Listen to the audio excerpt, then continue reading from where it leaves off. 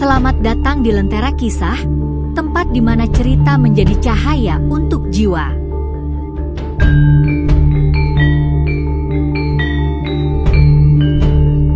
Siapkan hatimu, karena setiap kisah memiliki cahaya untukmu.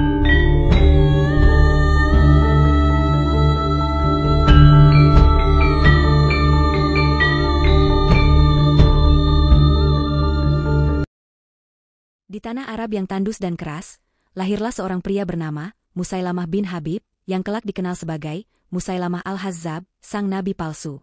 Ia bukan seorang pemimpin biasa, kecerdikan dan kefasihannya membuatnya mampu menarik perhatian banyak orang.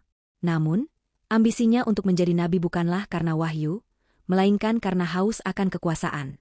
Pada saat Islam menyebar dengan cepat di bawah kepemimpinan Nabi Muhammad, Musailamah melihat peluang untuk meraih pengaruh di kalangan sukunya, Bani Hanifah.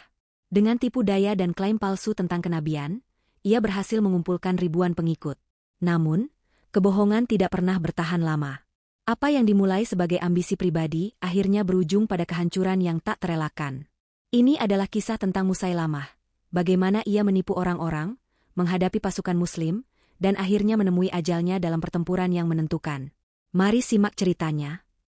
Musailamah al-Hazzab adalah seorang pria dari Bani Hanifah, salah satu suku besar di wilayah Yamamah, Arab. Nama aslinya adalah Musailamah bin Habib.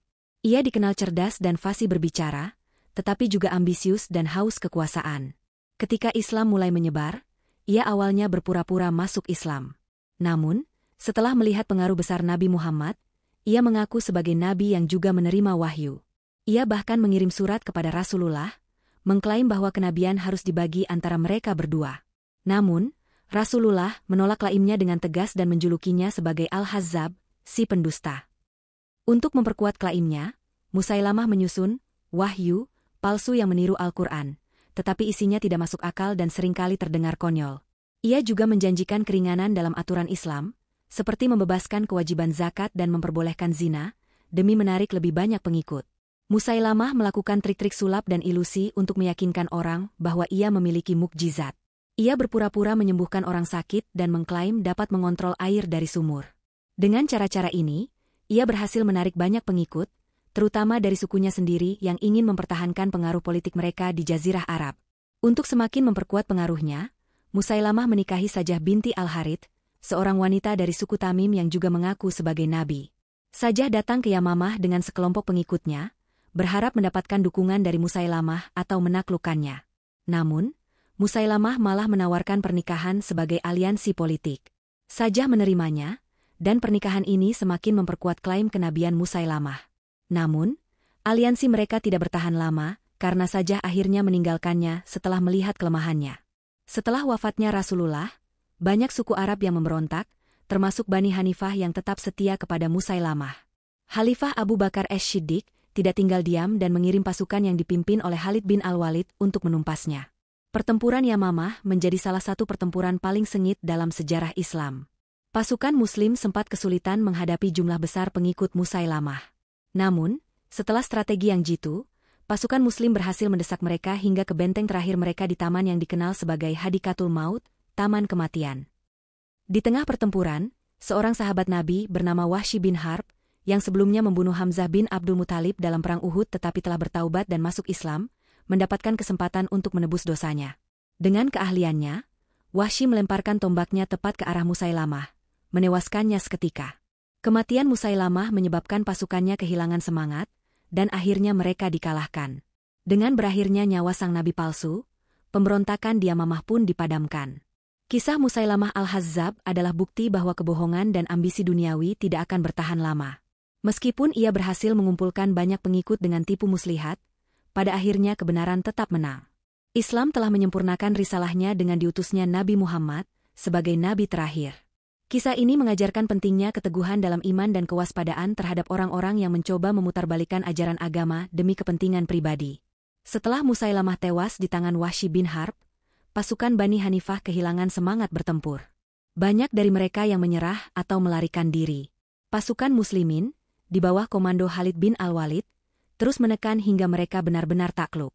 Setelah pertempuran berakhir, ribuan pengikut Musailamah terbunuh, dan banyak yang tertawan. Namun, Sebagian besar dari mereka akhirnya menyadari kebohongan Musailamah dan kembali kepada Islam. Kekalahan ini juga menjadi pukulan telak bagi gerakan nabi-nabi palsu lainnya di Jazirah Arab. Setelah pertempuran, banyak dari suku Bani Hanifah yang menyatakan taubat dan kembali kepada ajaran Islam yang benar.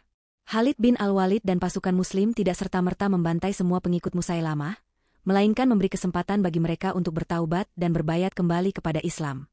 Bani Hanifah akhirnya kembali menjadi bagian dari umat Islam, meskipun butuh waktu bagi mereka untuk menghapus stigma sebagai pengikut nabi palsu. Generasi berikutnya dari suku ini kemudian menjadi bagian dari umat Muslim yang loyal dan berkontribusi dalam penyebaran Islam. Meskipun pengaruhnya musnah setelah kematiannya, sebagian kecil ajaran Musailamah masih bertahan dalam bentuk cerita rakyat dan catatan sejarah. Beberapa teks yang diklaim sebagai wahyu, Musailamah tetap dikenang sebagai contoh kebodohan dan penyimpangan dalam ajaran Islam. Namun, tidak ada gerakan besar yang meneruskan ajaran Musailamah setelah kekalahannya. Ini menunjukkan bahwa nabi palsu tidak memiliki dasar kuat dan hanya bergantung pada tipu daya sesaat. Nasib pengikut Musailamah menjadi pelajaran penting dalam sejarah Islam.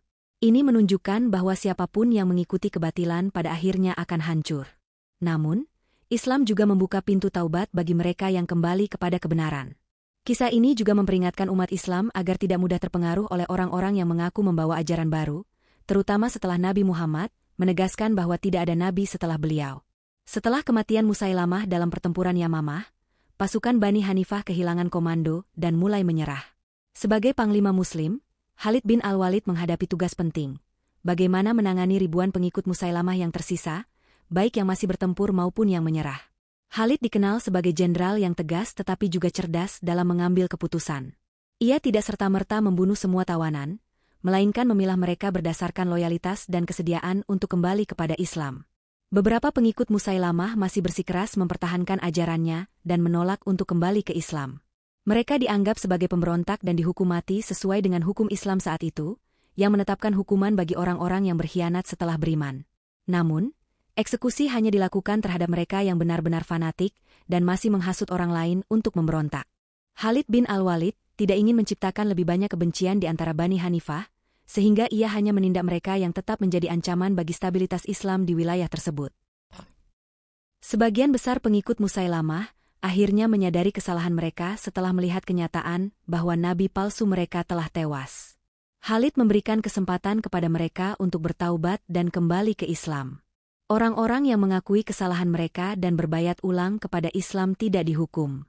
Mereka diizinkan untuk kembali ke komunitas Muslim dengan syarat mereka tidak lagi mengikuti ajaran Musailamah atau menentang pemerintahan Islam. Setelah memastikan bahwa tidak ada lagi perlawanan dari sisa-sisa pengikut Musailamah, Khalid bin Al-Walid berfokus pada rekonsiliasi dengan suku Bani Hanifah. Ia memahami bahwa suku ini adalah salah satu yang terbesar di Jazirah Arab, dan memusnahkan mereka bukanlah solusi yang bijaksana. Untuk memastikan loyalitas mereka, Khalid meminta mereka berbayat ulang kepada Islam dan menerima kepemimpinan Khalifah Abu Bakar Ash-Shiddiq. Mereka juga diwajibkan membayar zakat yang sebelumnya ditolak oleh Musailamah.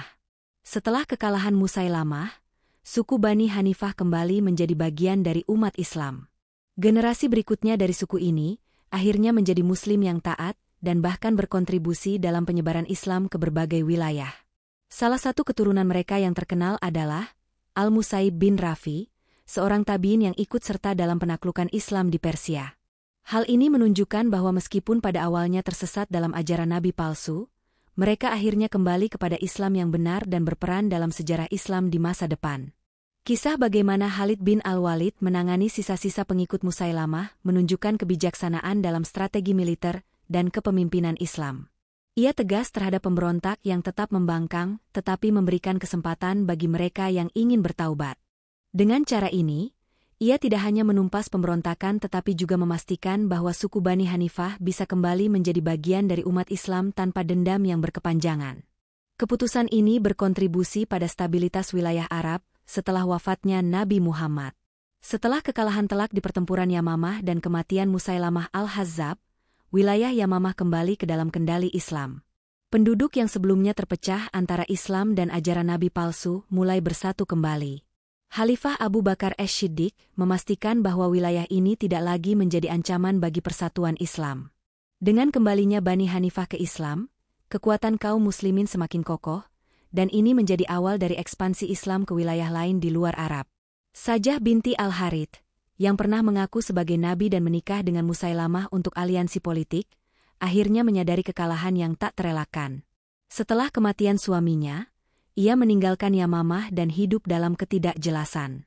Beberapa sumber sejarah menyebutkan bahwa ia kemudian masuk Islam dan menghabiskan sisa hidupnya sebagai muslimah biasa, menjauh dari politik dan ambisi masa lalunya. Kekalahan Musailamah bukan hanya mengakhiri gerakan nabi palsu terbesar pada masa itu, tetapi juga menegaskan kembali bahwa Islam tidak bisa digoyahkan oleh klaim palsu. Setelah pemberontakan nabi-nabi palsu berhasil ditumpas, kaum muslimin semakin bersatu di bawah kepemimpinan Abu Bakar Ash-Shiddiq. Ini membuka jalan bagi ekspansi besar-besaran Islam ke Persia dan Romawi dalam beberapa tahun berikutnya. Kisah Musailamah Al-Hazzab menjadi pelajaran penting dalam sejarah Islam. Ia membuktikan bahwa kebohongan dan ambisi duniawi tidak akan bertahan lama. Meskipun ia berhasil mengumpulkan pengikut dengan tipu daya, pada akhirnya kebenaran tetap menang. Islam telah sempurna dengan diutusnya Nabi Muhammad sebagai nabi terakhir. Tidak ada nabi setelahnya, dan setiap klaim kenabian baru hanya akan membawa kehancuran bagi pengikutnya. Kisah ini mengajarkan pentingnya keteguhan dalam iman dan kewaspadaan terhadap penyimpangan agama.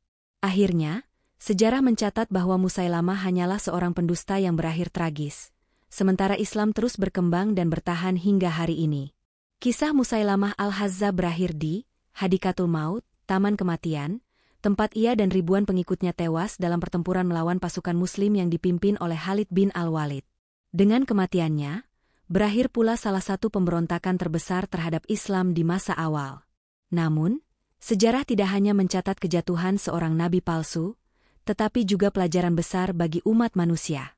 Bahwa kebohongan tidak akan bertahan lama, dan bahwa kebenaran akan selalu menang, meskipun harus melalui cobaan dan peperangan.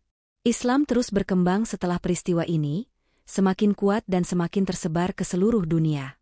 Sementara itu, nama Musailamah hanya dikenang sebagai simbol kebohongan, ambisi buta, dan kehancuran yang pasti menimpa mereka yang menentang kebenaran.